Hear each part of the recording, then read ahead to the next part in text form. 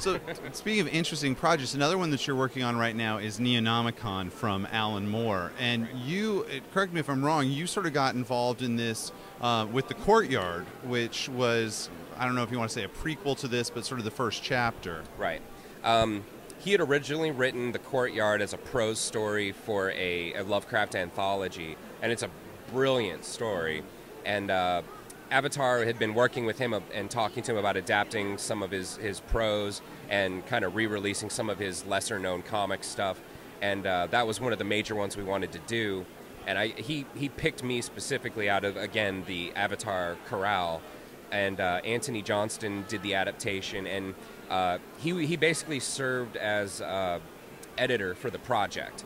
He overlooked the writing, the art. He came up with the idea of the 2 vertical panel plane, and he just really enjoyed it. So when the owner of Avatar and him had been talking about doing an original thing, it was natural for him to kind of want to revisit that world, and he had ideas about where to go with that same concept, but kind of a deeper exploration of H.P. Lovecraft and his kind of role in today's world. And it became a really interesting project, and it was written specifically with me in mind to draw it, which was flattering, terrifying, the whole gamut. Oh, I can imagine. So I'll assume that he has kind of a very hands-on approach with this piece. So what kind of give and take do you have with the visuals you're creating for it? Him and I, we had very little communication. It was written as a complete script, and as most people know who've seen his scripts before, they are incredibly dense. Every panel is described in absolute detail. There is nothing in that book that he didn't basically conceive himself. I mean, he'll describe down to the smallest detail what you're seeing in every panel, and it's as if he's describing a finished piece already, and it's your job to basically find that vision and get as close to it as you can while giving your own particular flair and all that. And it's a difficult way to work, but it's also, it's a challenge, and it's kind of fun. And the final product, it's impossible not to be happy with it. You know that you've hit the mark, and you know that you're going to basically hit the writer's intent, which is always my goal. Like, what the writer wants is always the most important thing to me. But yeah, not a lot of back and forth, but he would get the pages and then basically give his final approval. So, I mean, he was involved in the whole project. But it's nice that it sounds like he had enough faith in you to also just let you turn you loose on it. Yeah, there was no, I can't think of any particular instances where he wanted anything changed. So he was pretty happy with the whole thing. And I hear he loved the last issue, which I was very happy to hear. And yeah, it's just been a great experience overall. Fantastic. So, I mean, like we said, you've worked with Ellis, Ennis, Moore. Do you got anybody left on your bucket list of writers you'd like to work with? You want to do something on your own with you, the writer? I'm not particularly interested in writing. I think it's a craft that you have to spend half of a lifetime developing. I have ideas for concepts, but I would always want to work with another writer. But there are tons of amazing writers in the field that I would just love to work with. Jason Aaron, Brian K. Vaughan. The list is endless. There's amazing guys working right now.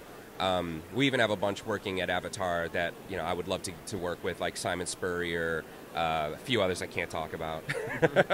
But yeah, we've got some just amazing talent, and I'm still at a point where I feel like I have a lot of projects ahead of me, and I'm hoping I get to play in every genre, and I get to work with all those key writer figures over the years. And I've got an ever-growing library of graphic novels that I'm incredibly proud of, and it's just it's a great ride. Yeah. So what can we look forward to in the future from you? Do you have any projects sort of gesticulating at the moment? The next thing I'm doing is it's a 3-issue cross story with Garth Ennis.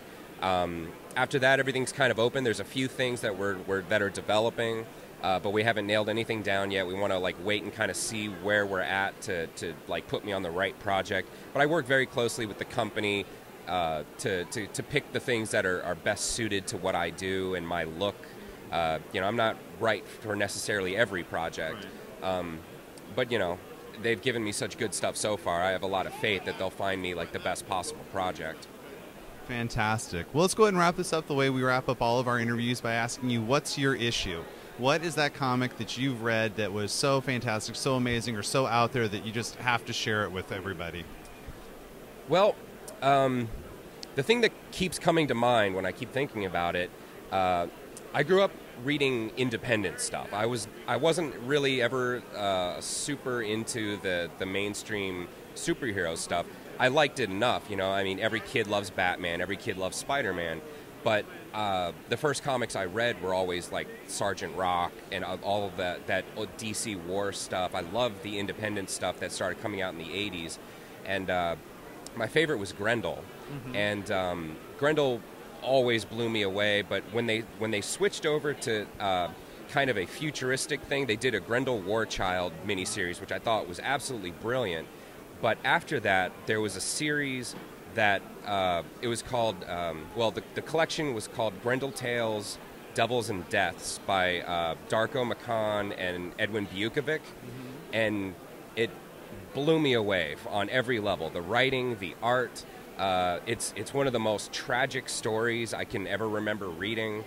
It's just like, it's like a brilliant coming together of all the pieces, and it was inspiring at like that time when I was just breaking into comics. It was like, this is what I want to do, and it's just never left me. I've always been a huge fan of both of those people. Even they don't Darko doesn't do a whole lot of stuff in the American medium anymore, and Edwin actually died of a brain tumor in I think it was '99. It's real random and tragic. But he also did that brilliant Human Target miniseries with Peter Milligan, which is flawless. But I always go back to Grendel Tales, Devils and Deaths. That's my book. All right. Well, thank you very much. I appreciate you meeting with us, and all the best of luck to you. Thanks a lot.